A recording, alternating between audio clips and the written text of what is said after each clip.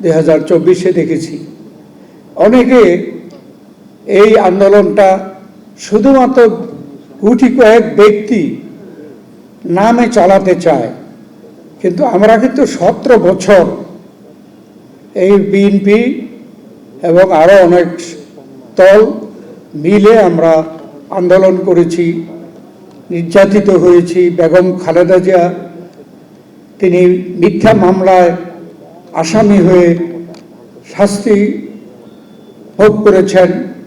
আমাদের বর্তমান প্রধানমন্ত্রী তারেক রহমানও কিন্তু সাজাপ্রাপ্ত হয়েছেন এবং লন্ডন থেকে ফিরতে পারেন নাই। এবং আমরা মনে করি যে 24-এর যে ছাত্র গণ অভ্যুত্থান, এটা কিন্তু এর আগে যে 17 বছর আমরা যে আন্দোলন করেছি তার ফলেই কিন্তু ফলপ্রসূ হিসাবে এই 24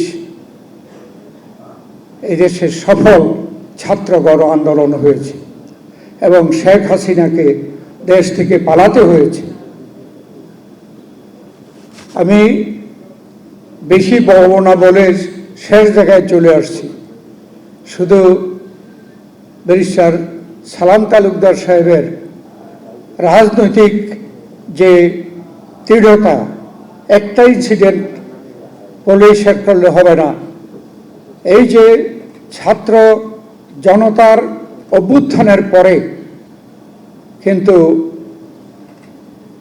এরশাদের পতন হয় এবং এদেশের জনগণ বেগম খালেদা জিয়াকে দেশনেত্রী উপাধি দেন এবং এদেশের জনগণ নির্বাচিত করে বেগম খালেদা জিয়াকে সরকারে বসান।